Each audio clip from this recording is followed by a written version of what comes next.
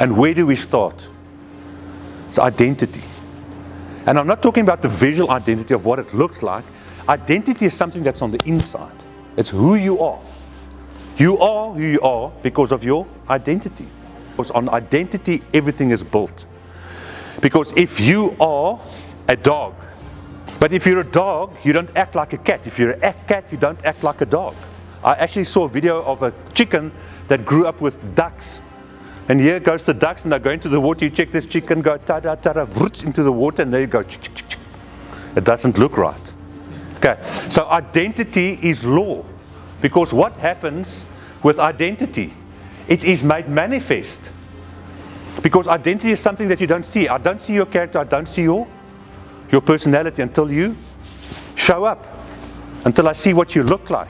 Until I see how you speak, how you conduct yourself. Identity produces predictable behavior.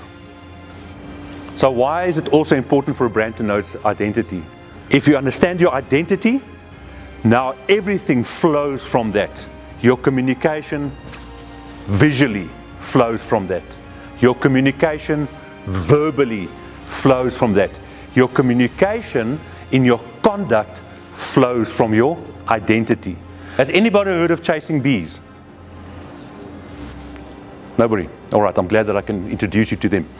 It's a family-owned clothing business. They're in Cape Town and in Plettenberg Bay, and they source the material ethically and all those type of things. But one thing that really stand out for me is that they build a tribe around their merchandising. They build a tribe around their clothing.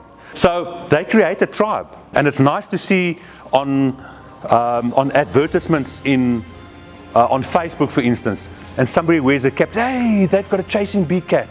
And you see somebody walking in the streets. Hey, they've got a chasing bee cap. And there's another reason why that tribe is strong, is because they support Ujubu.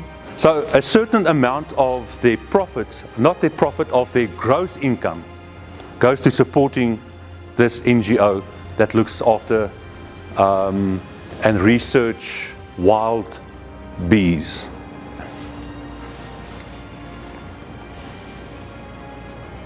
Is anybody familiar with Tsepo Jeans? Do you wear jeans? Since our creation in 2015 by Tsepo Molala, his purpose was clear: to connect with people through the stories that our designs tell. His designs tells stories. Okay, the brand is known for its three-pronged crown logo, representing the three women who raised him. And it emphasizes African storytelling, quality and community. He got an 8,000 Rand loan and he made 100 jeans, a pair of jeans, and he sold it from a backpack. That's how he started. Founded in 2015, Tsepo Jeans is my story, and you'll find the three women who raised me in the crown, ever present in my creative process. Real people solve real problems, and that is what Ogilvy says. They want us to get back to real solutions. Real people solve real problems. Okay, because everything is artificial. Real people solve real problems.